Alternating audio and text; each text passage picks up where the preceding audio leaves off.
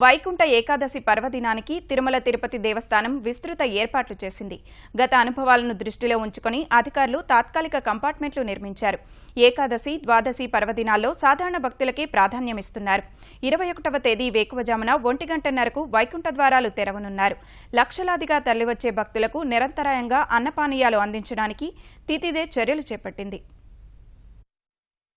ముక్కోటి ఏకాదశి, ద్వాదశి పర్వదినాల్లో ఉత్తర ద్వార దర్శనానికి తరలివచ్చే భక్తకోటికి ఇబ్బందులు తలెత్తకుండా తిరుమల తిరుపతి దేవస్థానం ఏర్పాట్లు పూర్తి చేసింది. సామాన్య భక్తులకు ప్రాధాన్యం ఇవ్వాలని నిర్ణయించిన అధికారులు ఆ దిశగా ఏర్పాట్లు చేశారు. సర్వదర్శనానికి ఎక్కువ సమయం కేటాయించడం, అన్ని ప్రత్యేక దర్శనాలను పూర్తిగా రద్దు చేయడం సహా ముందస్తు గదుల బుకింగ్ విధానాన్ని రద్దు చేశారు.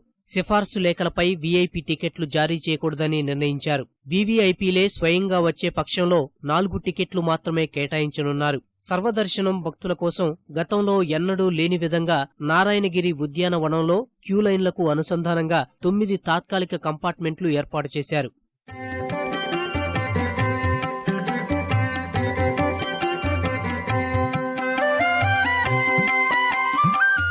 వైకుంఠం 1, 2లోని 64 కంపార్ట్మెంట్లు పూర్తిగా నిండిన తర్వాత ఉద్యానవనంలోకి భక్తులను అనుమతిస్తారు. ఈ సమయంలో భక్తులు 12 నుంచి 15 గంటల వరకు వేచి ఉండే అవకాశం ఉంటుంది. అక్కడ నిరంతరంగా అన్నపానీయాలు అందించడానికి ప్రత్యేక ఏర్పాట్లు చేశారు. భక్తులు ఉండే చోట కదిలే మరుగుదొడ్లను అందుబాటులో ఉంచారు. ఆదివారం అర్ధరాత్రి దాటిన తర్వాత స్వామివారికి తిరుపావై పారాయణం నిర్వహిస్తారు. ఆ తర్వాత అర్ధరాత్రి 1:30 నుంచి వైకుంఠ ద్వారాలను తెరవనున్నారు. తిరుమల తిరుపతి దేవస్థానం విస్తృతమైన ఏర్పాట్లు చేయడం జరుగుతోంది.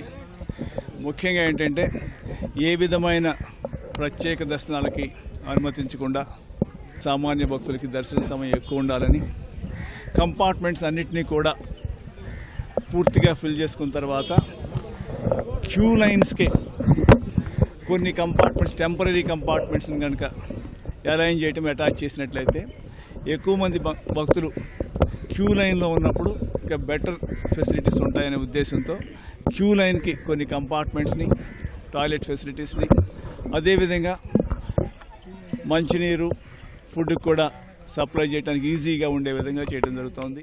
ఏకాదశి రోజున ఉదయం 9 గంటలకు తిరువీధుల్లో బంగారు రథంపై స్వామివారు ఊరేగుతారు. ద్వాదశి రోజున ఉదయం 4 గంటలకు శ్రీవారి పుష్కరిణిలో చక్రస్నానం నిర్వహించనున్నారు.